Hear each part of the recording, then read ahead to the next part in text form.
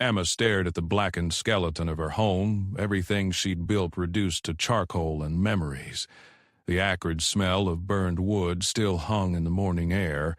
3 days after the townspeople had come with their torches and righteous anger, her medical practice, her books, her late mother's quilts, all gone because she dared to treat wounded Lakota warriors with the same care she showed everyone else.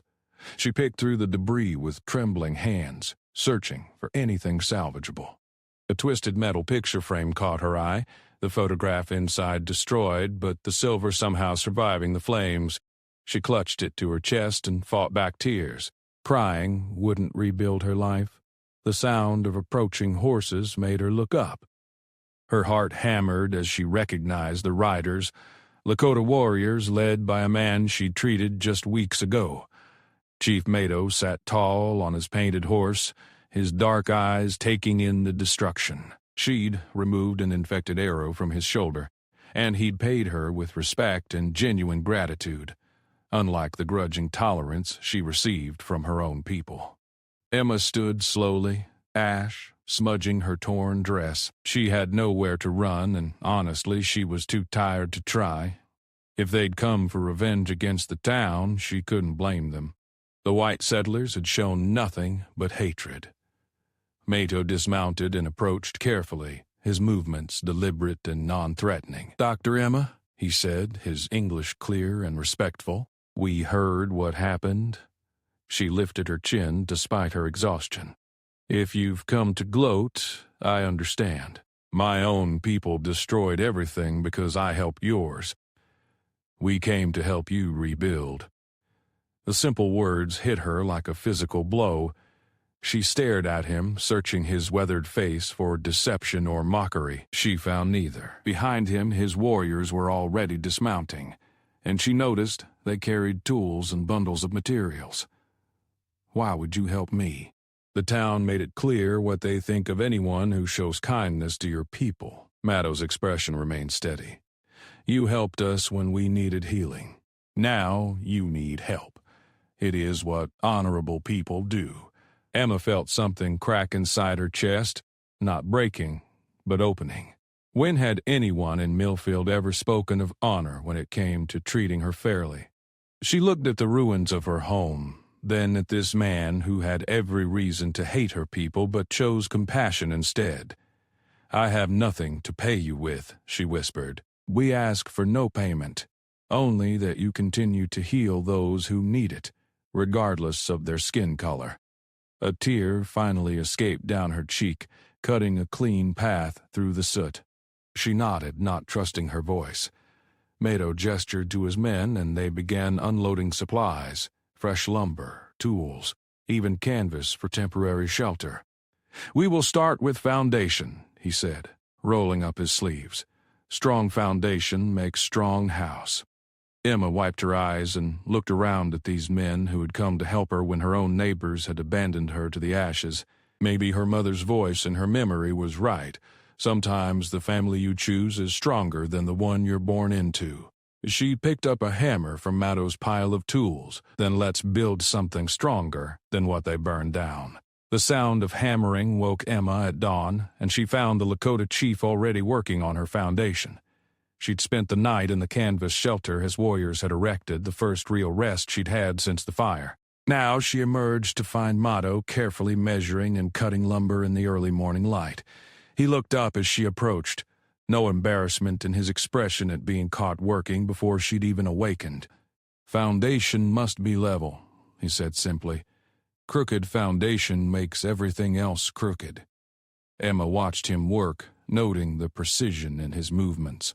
His hands were steady and sure, and she realized this wasn't the first house he'd helped build. "You've done this before, many times. After cavalry attacks, we rebuild. After floods, we rebuild. Rebuilding teaches patience and hope." She knelt beside him, examining his work. The foundation stones were perfectly aligned, each one fitted carefully against the next. It was better craftsmanship than half the buildings in Millfield could boast. "My neighbors think your people are savages who live in primitive conditions." Mattow's mouth quirked in what might have been a smile. And yet who came to help you rebuild, and who left you in the ashes? The truth of his words stung because it highlighted everything she'd tried to ignore about her own community. She'd grown up believing herself part of a civilized society, but civilized people didn't burn down a doctor's home for treating the wounded, regardless of their race. "I brought breakfast," she said, changing the subject. She'd managed to cook over the small fire pit his men had built, using supplies from their packs. It wasn't much, cornbread and coffee, but it was honest food prepared with grateful hands. They ate in comfortable silence as the sun climbed higher. Emma found herself studying Matow's profile, noting the intelligence in his dark eyes and the careful way he observed everything around them. When she'd treated his arrow wound, she'd been focused on the medical procedure. Now she saw the man, thoughtful, strong, and possessed of a quiet dignity that put most of Millfield's so-called gentlemen to shame. "The townspeople will not like this," she said eventually, gesturing toward the work he'd already completed. "Are you concerned about their opinion?" Emma considered the question seriously. 3 days ago, she would have said yes without hesitation. Now, sitting in the ruins of everything she'd built while a man they considered an enemy helped her start over, their opinions seemed less important than she'd once believed. "I'm concerned about your safety," she admitted. "They've already shown what they're capable of when anger takes hold." Mattow set down his coffee cup and looked at her directly. "Dr. Emma, you lost everything because you chose to heal rather than hate.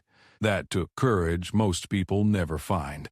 Do not let their fear make you smaller." Something warm unfurled in her chest at his words. When had anyone ever called her courageous? The townspeople saw her as a spinster doctor who'd overstepped her bounds. Her own family had considered her medical training a shameful necessity after her father's debts left her with few options for survival. But this man saw courage where others saw defiance. "Hand me that level," she said, rolling up her sleeves. "If we're going to rebuild, we might as well do it right." Mattow passed her the tool, and their fingers brushed briefly in the exchange. Emma didn't pull away. For the first time since the fire, she felt something other than loss. She felt possibility. Emma's hands had grown steady working alongside Mattow, and she realized she no longer flinched when he moved near her. They'd been building together for a week, and the walls of her new home were taking shape. What surprised her most wasn't the progress on the house, but how natural it felt to work beside him. "Your people have different ways of joining wood," she observed, watching him notch a beam with careful precision. "It's stronger than what I've seen in town." Mattow paused in his work. "We build to last generations, not just seasons. A home should shelter your children's children." The casual mention of children sent an unexpected flutter through Emma's stomach. She pushed the feeling aside and focused on holding the beam steady while he secured it. They worked well together, anticipating each other's movements, sharing tools without need for words. "In my training," she said, "I learned that different cultures have different approaches to healing. Some use plants we've never considered, techniques we've never tried. You wish to learn our ways?" Emma met his gaze. "I wish to learn whatever helps people heal. Medicine shouldn't have boundaries." Something shifted in Mattow's expression, a warmth that made her pulse quicken. "My grandmother knows plants that ease pain better than your laudanum, safer too. Would she teach me? She would be honored. Few white doctors have asked to learn rather than dismiss." They continued working as Mattow shared stories of his grandmother's healing knowledge. Emma found herself fascinated not just by the medical applications, but by the reverence his people held for the natural world. Everything was connected: plants, animals, people, earth. It was a philosophy that made more sense than the rigid divisions her own culture insisted upon. "There," Mattow said, stepping back to admire the wall they'd just completed, strong and straight. Emma looked at their work with pride. The craftsmanship was beautiful. Each joint fitted perfectly, the wood gleaming golden in the afternoon sun. It was better than her original house had been, built with care rather than simple necessity. "I brought lunch," she said, unpacking the basket she'd prepared. Along with bread and dried meat, she'd included wild berries she'd gathered that morning, remembering Maddo mentioning they were sacred to his people. His eyes widened slightly when he saw the berries. "You remembered? You said they were important to your grandmother's healing practices. I thought perhaps—" She trailed off, suddenly uncertain. Maddo picked up one of the small purple berries, examining it carefully. "You chose the right ones. Many whites cannot tell the healing berries from the poisonous ones. My mother taught me about wild plants before she died. She said a doctor should know what grows around her. Your mother was wise." They ate in the shade of the partially built house, and Emma felt a contentment she hadn't experienced in years. The work was satisfying, the company was easy, and for the first time since the fire she could envision a future that didn't feel empty. "Emma." She looked up at the sound of her name spoken in Maddo's deep voice. He was watching her with an intensity that made her breath catch. "Yes? When your house is finished, what will you do?" The question held layers she wasn't sure she was ready to explore. "Continue practicing medicine, I suppose, though I doubt many townspeople will come to me now. My people would welcome a healer who sees them as human beings worthy of care." Emma's heart began to race. Was he suggesting what she thought he was suggesting? "That would mean leaving everything I've known. You have already lost everything you knew. Now you can choose what comes next." The truth of his words settled over her like a warm blanket. She had lost everything. But maybe that meant she was free to build something entirely new, something better. "I'd like to meet your grandmother," she said quietly. Mato's smile was like sunrise. "She would like to meet you, too." The mob's torches flickered in Emma's eyes as Mayor Collins stepped forward, but Mato moved protectively in front of her. She could feel the heat of the flames and the cold hatred radiating from the 24 townspeople who'd come to her nearly completed home. Behind them, shadows moved, more of Mato's warriors positioned strategically around the property. Dr. Camo was predicted. "Hartwell," Mayor Collins called out, his voice carrying the authority he was accustomed to wielding without question. "This has gone far enough. We demand you cease this association with these savages immediately." Emma stepped out from behind Mado, her chin raised despite the fear coursing through her veins. "This is my property, Mayor Collins. These men are helping me rebuild the home your people burned down." "Our people?" Collins's face reddened. "You brought this on yourself, treating those heathens like they were civilized human beings. Now you're flaunting your shameful behavior for all to see." "Shameful?" Emma's voice rose. "What's shameful is burning down a doctor's home for treating wounded people. What's shameful is standing here with torches, threatening violence against people who've shown me nothing but kindness." Maddo remained silent beside her, but she could feel his presence like a steady anchor. His warriors had moved closer, not threatening, but ready. The tension in the air was thick enough to cut. "You will pack your belongings and leave Millfield tonight," Collins declared. "We won't have you corrupting our community with your perverted sympathies." "No." The simple word rang out clearly in the evening air. Emma felt Mado's surprised glance, but she kept her eyes fixed on the mayor. She'd spent her entire life trying to fit into this community, following their rules, accepting their barely concealed contempt for her unmarried status and unconventional profession. She was done. "No," Collins sputtered. "You dare defy the will of this community? I dare to choose my own path." Emma's voice grew stronger with each word. "I dare to treat patients based on their need for healing, not the color of their skin. I dare to accept help from honorable people regardless of what prejudiced minds think of them." "You've lost your mind," someone shouted from the crowd. "They've bewitched you." Emma almost laughed at the absurdity. "The only thing that's bewitched me is seeing true character for the first time. These men came to help me when I had nothing. They asked for no payment, expected no gratitude, simply saw someone in need and offered assistance. Can any of you say the same? The crowd shifted uncomfortably. Several people looked away, unable to meet her gaze. You have until dawn, Collins said, his voice tight with fury. If you're still here, we'll burn this place down too, and we won't care who gets hurt in the process. Then you'll have to burn it with me inside, Emma replied steadily. 'Cause I'm not leaving. Mato finally spoke, his voice calm but carrying an edge of steel. And if you bring fire to this place again, you will answer to the Lakota Nation. Dr. Emma is under our protection now. The mayor's face went pale. Even his prejudiced mind understood the implications of threatening someone under tribal protection. It could mean war, and Millfield wasn't equipped to handle that kind of conflict. This isn't over, Collins snarled, but he was already backing away. Yes, it is, Emma said firmly. I'm done trying to win approval from people who have no honor. I'm done pretending that hatred disguised as civilization is acceptable. Find yourself another doctor to ignore and disrespect.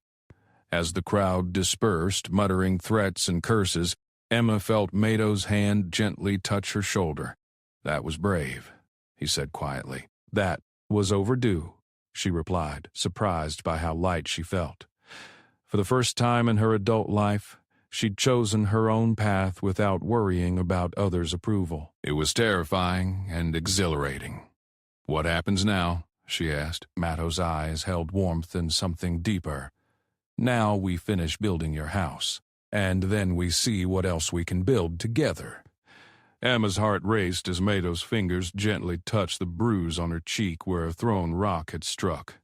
She'd been standing her ground against another group of angry townspeople when the stone flew from the crowd, splitting her skin and sending her staggering. Mato had been beside her instantly, his fury controlled but visible as he faced down the cowards who attacked from a distance.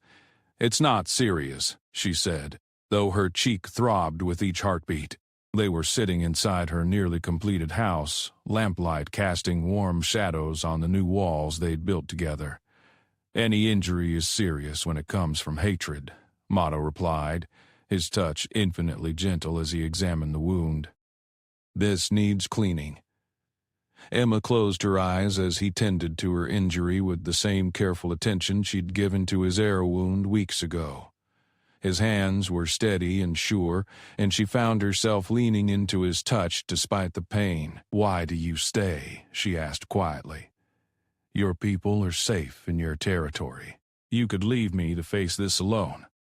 Mato paused in his ministrations, his dark eyes meeting hers. Do you want me to leave? The question hung between them, heavy with implications neither had spoken aloud. Emma realized that somewhere between the first day he'd helped lay her foundation and this moment, her feelings had transformed from gratitude to something far deeper. No, she whispered. I don't want you to leave. Ever. Something shifted in Mato's expression, a warmth that made her pulse quicken. Emma, what I feel for you goes beyond debt or honor. You have shown courage that puts warriors to shame. You have chosen what is right over what is easy. Again and again.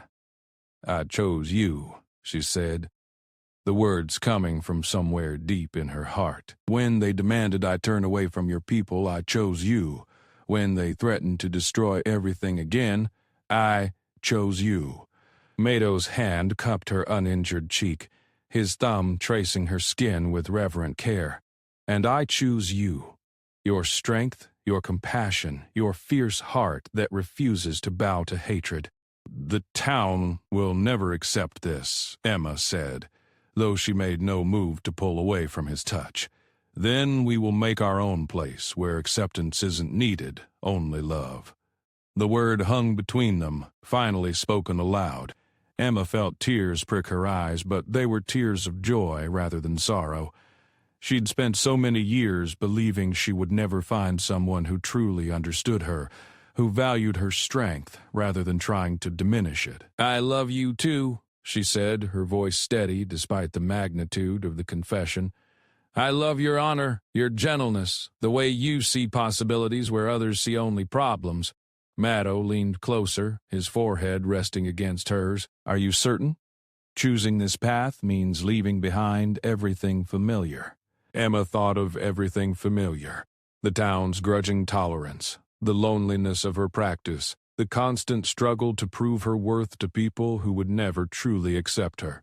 Then she looked into Maddow's eyes and saw a future filled with respect, partnership, and love. Everything familiar already burned down, she said. What we're building together is so much better.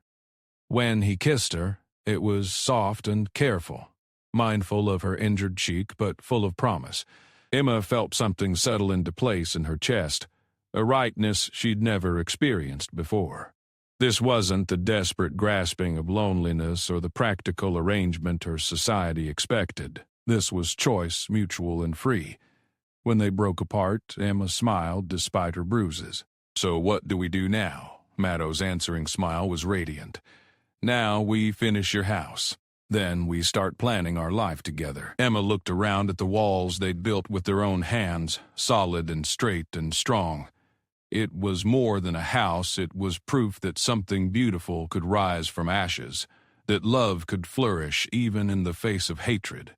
I like the sound of that, she said, and meant it with every fiber of her being. The delegation of townspeople approached Emma's new home with hat in hand, shame written across their faces.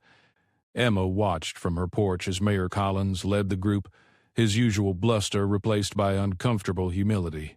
Behind him walked the town's most prominent citizens, including several who had been present the night they'd threatened her with torches. Beside her, Maddow stood quietly, his presence steady and reassuring.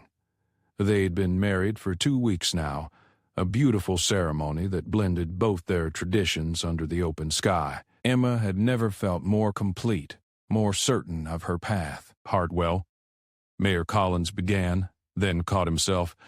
Dr. Emma, we come to ask for your help. Emma remained silent, waiting. After months of threats and hatred, she wasn't inclined to make this easy for them. There's been an outbreak, Collins continued, his voice strained. Cholera, we think. It's spreading fast, and Dr. Morrison fled town yesterday. We have nowhere else to turn. You told me to leave, Emma said evenly. You burned my first house down and threatened to burn this one. You called my husband and his people savages. Why should I help you now? Mrs. Patterson, the banker's wife who had once spat at Emma's feet, stepped forward. Because people are dying and we were wrong. Terribly, shamefully wrong. Emma felt Maddow's hand briefly touch her shoulder, a silent reminder that the choice was hers to make. She looked at the faces before her, people who had known her for years but had never truly seen her until desperation forced them to. What changed your minds? She asked. Your husband's grandmother, Collins admitted reluctantly. When our children started falling sick, she came to town with her healing knowledge. She didn't ask if we deserved help or whether we'd treated her people fairly. She just started healing our babies. Emma's heart swelled with pride. She'd been studying with Mattow's grandmother for weeks, learning about plants and remedies that complemented her medical training beautifully. The old woman's wisdom was profound, her compassion boundless. She saved my grandson, Mrs. Tower. Patterson added, tears in her eyes. When I asked her why she would help us after how we'd treated her family, she said hatred was a sickness too, and healing was the only cure. So you want me to come back and clean up the mess while you continue to treat my husband's people as less than human? Emma asked. No, Collins said firmly. We want to ask forgiveness and start over. We want to learn from our mistakes and build something better. Emma studied their faces, looking for signs of deception or temporary convenience. What she saw instead was genuine remorse and, perhaps more importantly, respect. They were looking at her not as a desperate last resort, but as a skilled healer whose knowledge they needed and valued. I'll help, she said finally, but there will be conditions. Name them, Collins said immediately. My husband and his people will be treated with the same respect you show any other citizens. Their healing knowledge will be valued alongside mine, and there will be no more talk of savages or civilization. We're all just people trying to live good lives." The delegation exchanged glances, and Emma saw several nods of agreement. "Agreed," Collins said. "We'll draw up a formal agreement if you'd like, something that protects your family's rights in this community." Emma felt Matto's pride radiating beside her, and she reached for his hand. "Then let's go save some lives." As they walked toward town together, Emma marveled at how completely her world had transformed. She'd lost everything she thought she wanted and found everything she actually needed. The house behind them stood strong and beautiful, built on a foundation of love and mutual respect. "Are you ready for this?" Mato asked quietly. Emma squeezed his hand and smiled. "With you beside me, I'm ready for anything." The town that had once rejected her now welcomed her as a healer, a teacher, and a bridge between two worlds. It wasn't the ending she'd expected, but it was infinitely better than anything she could have imagined.